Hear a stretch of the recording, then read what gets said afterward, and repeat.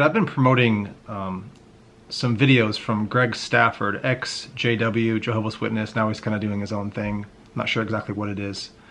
But I've been promoting some of his work in regards to the Trinitarian, Unitarian, Arian debate, because I think he has some particular sound insights, astute insights into sort of the philosophical, contextual, historical arguments. And I think Gregg is a very sharp man, and I've learned, a decent amount from him. So I've been promoting some of his work with shorter clips.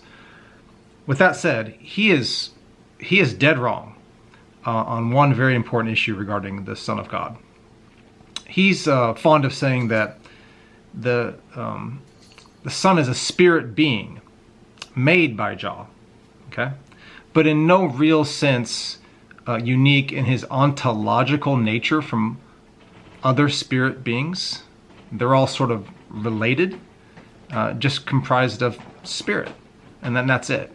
To prop this up, he'll point to John 3:6, and that text says, of course, that which is born of flesh is flesh, that which is born of spirit is spirit. But let me ask you, is that text an overarching kind of catch-all statement about the ontological nature of spirits, including God? I don't think so. This is where I'd ask Gregg, take off the JW glasses, bro.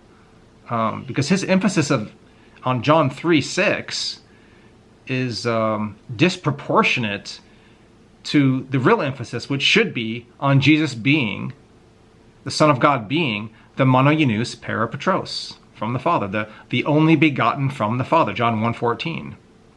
Gregg completely overlooks what it means to be the monogenes parapatros.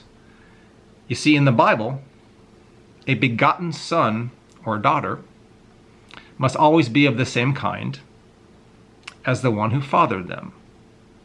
Okay? Furthermore, it means monogenes. It means sole genetic offspring, siblingless, no other siblings. Gregg, he runs to Hebrews 11 and gives the example of Ishmael as Abraham's son. But in that story, it's really important to understand that God did not reckon, he did not count Ishmael as Abraham's seed or the seed of the promise, only Isaac. So he can't use that as a counter example. Can't use it to prop up a unique or sort of a one-of-a-kind rendering of monogenes. It does mean siblingless, but it implies procreation, implies a siring, a begetting, a producing, that kind of thing. See, Gregg in his dismissal doesn't really believe the Son was literally the only begotten of the Father, because then he'd have to concede that the Son's nature is different from other spirits. If the Logos was the only begotten from the Father, then that would set him apart from other so-called sons of God, wouldn't it? And he doesn't want that. He wants them all lumped together.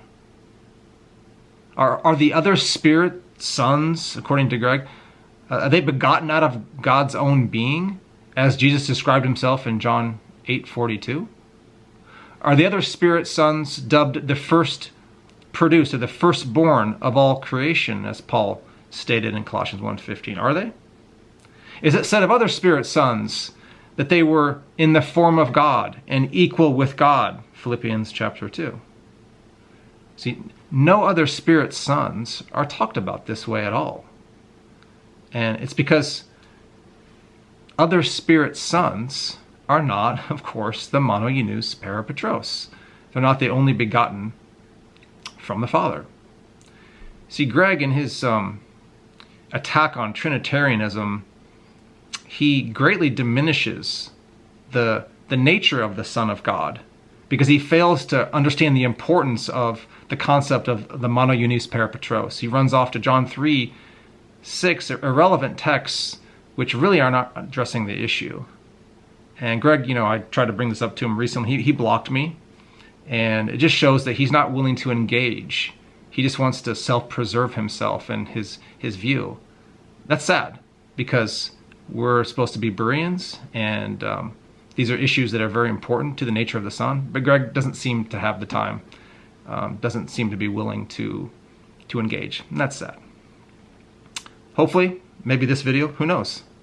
Maybe he'll react, maybe it'll wake him up a bit, maybe we'll have some dialogue.